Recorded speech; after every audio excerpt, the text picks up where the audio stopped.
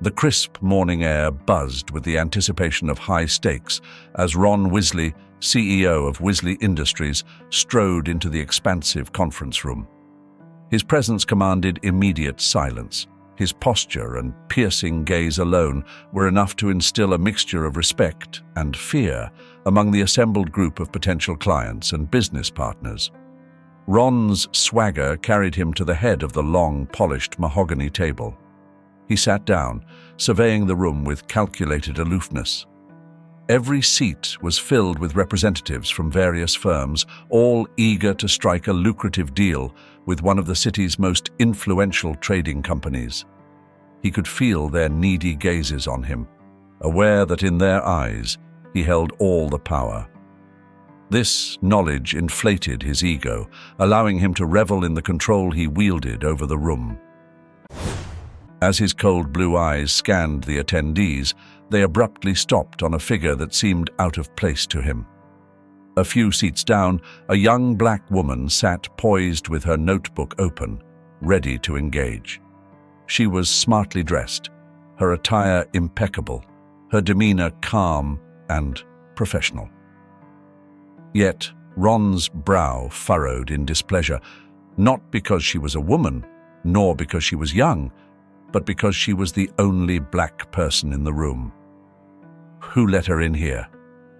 Ron's thoughts darkened.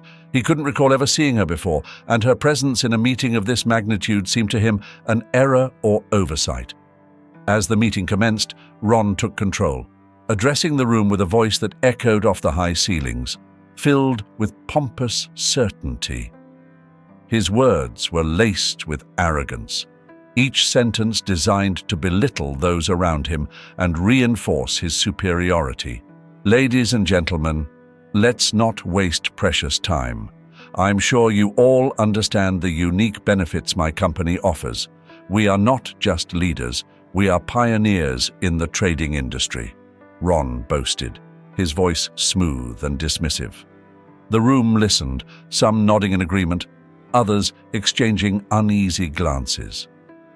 Anna Gellert, the young analyst, observed silently, her expression unreadable.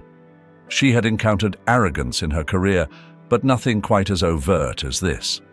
Ron's demeanor was not just self-assured, it was condescending to the point of being offensive. As the meeting dragged on, Ron dismissed questions with a wave of his hand, providing vague answers that served more to flaunt his own perceived intelligence than to enlighten his audience. Anna felt a growing unease as she listened to Ron's superficial responses, her discomfort turning to irritation. Anna's mind raced as she sifted through Ron's statements, looking for substance but finding only hollow arrogance.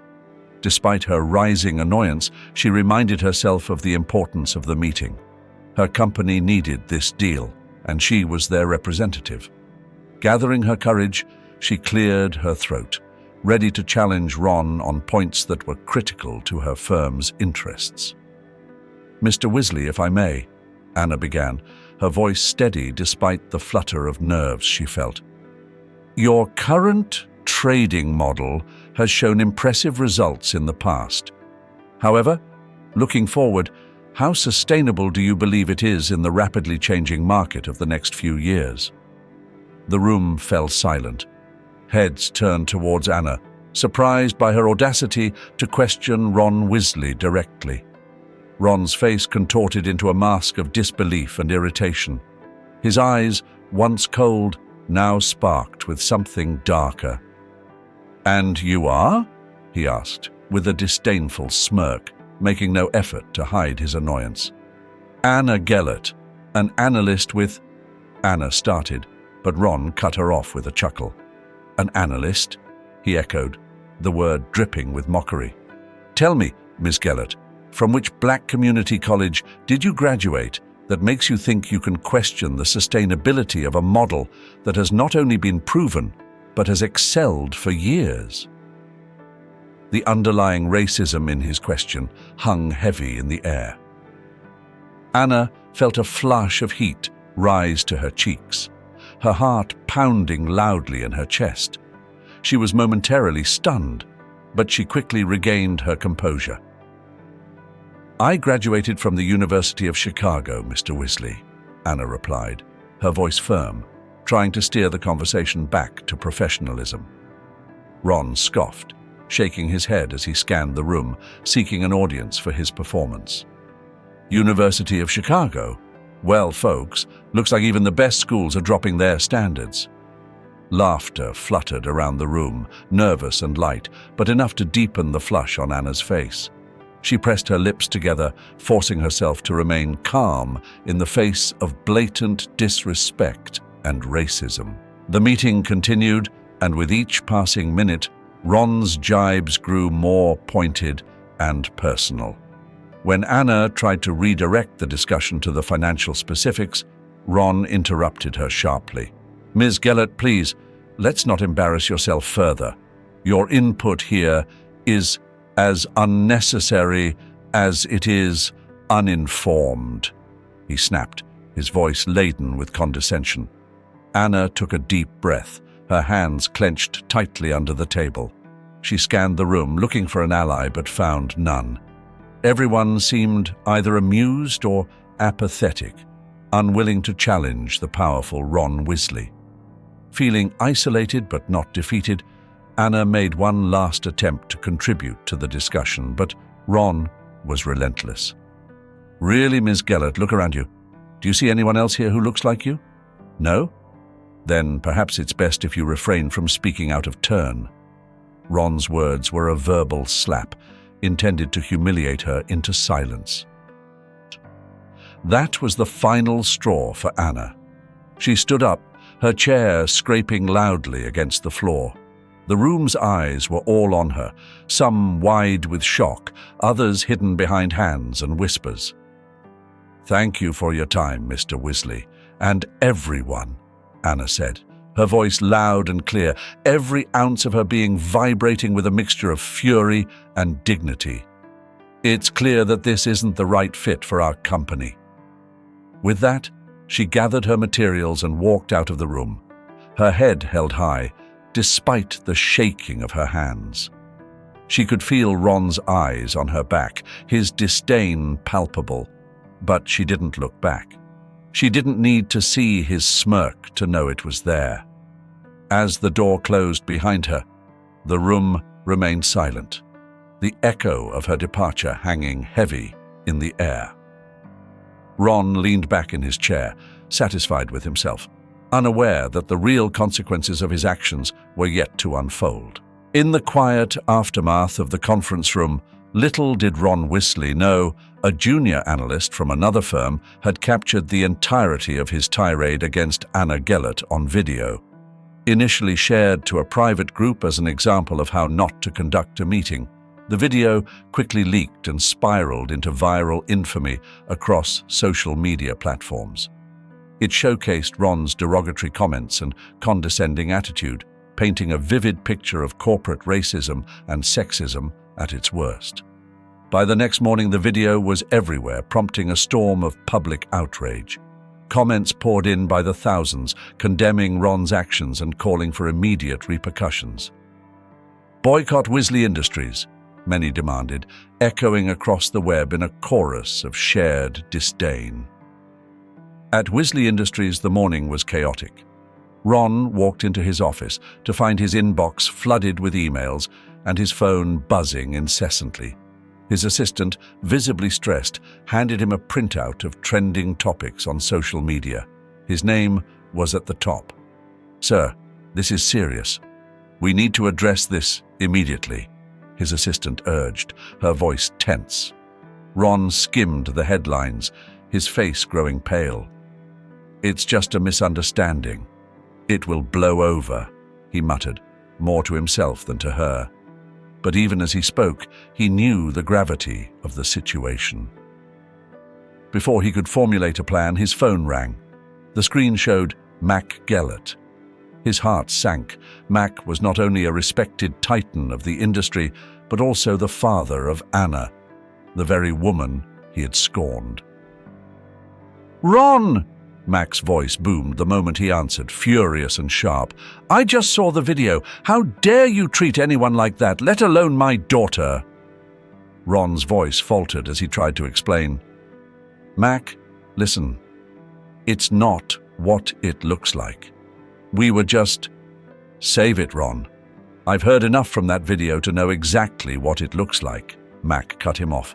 "You publicly humiliated my daughter. You're a disgrace to the industry." "Mac, please, let's talk about this." "We can sort it out," Ron pleaded, desperation creeping into his voice. "There's nothing to sort out. I'm pulling all my investments from your company, and you can forget about our partnership. It's over," Mac declared unequivocally.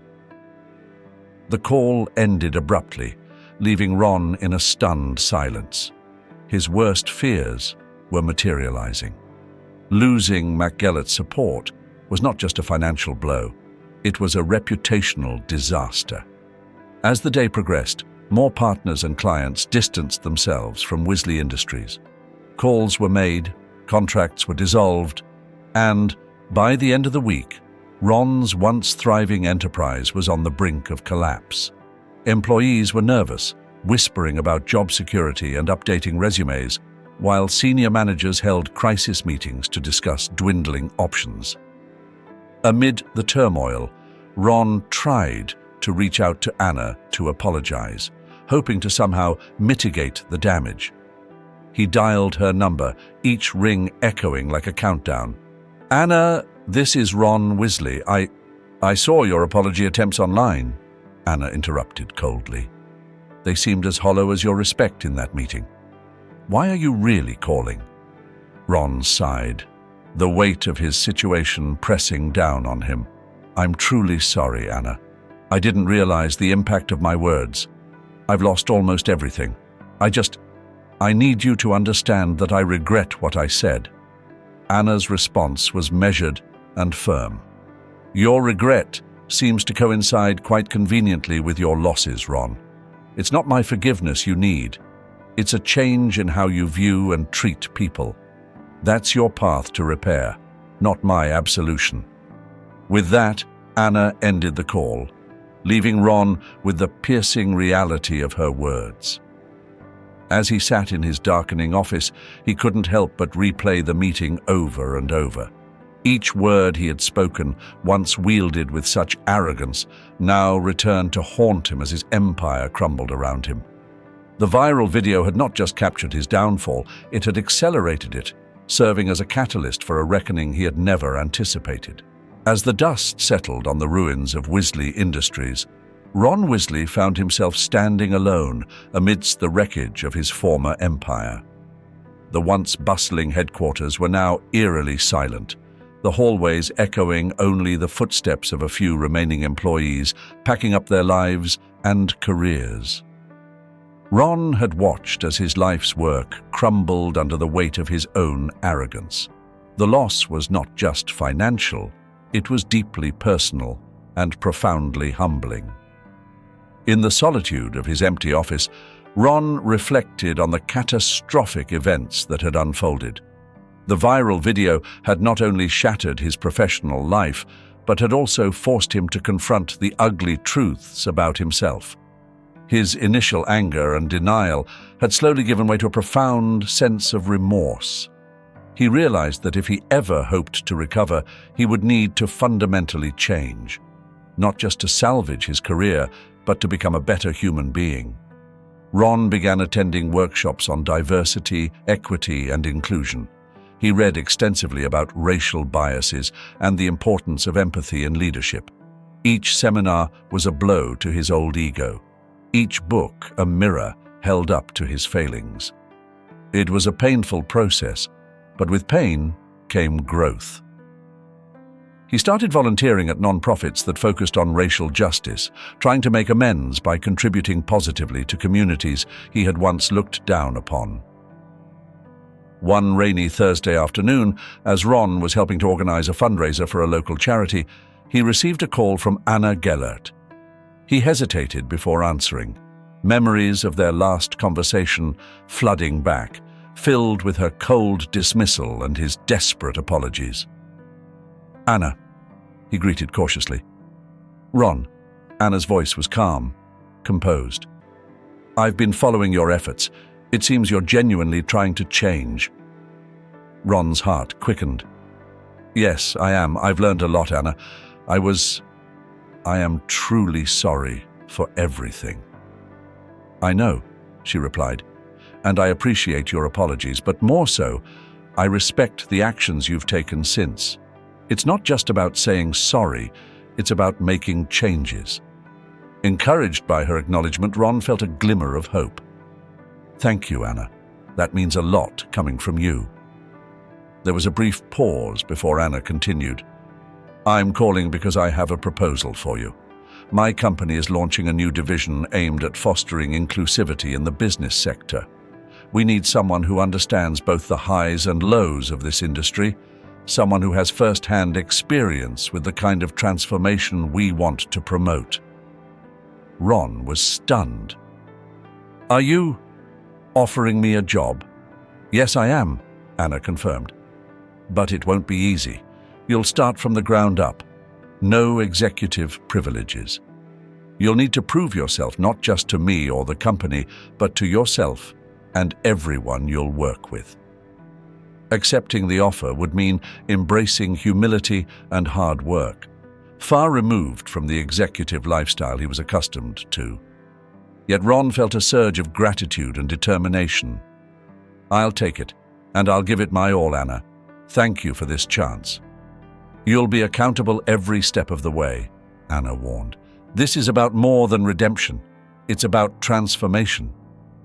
Ron agreed wholeheartedly. "I understand, and I'm ready."